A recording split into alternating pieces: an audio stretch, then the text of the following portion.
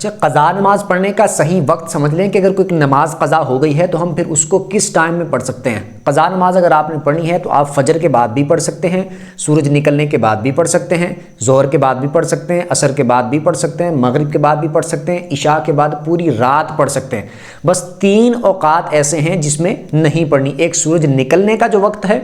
और एक जो सूरज बिल्कुल सर पे होता है जिसको दहवाए कुबरा बोलते हैं, जवाल का वक्त बोलते हैं, और जब सूरज गुरूब होता है तो इसमें एहतियातन, वैसे तो कम मिनट होते हैं, 10-12 मिनट होते हैं, एहतियातन तकरीबन 20 मिनट उस वक्त जब सूरज निकलता है,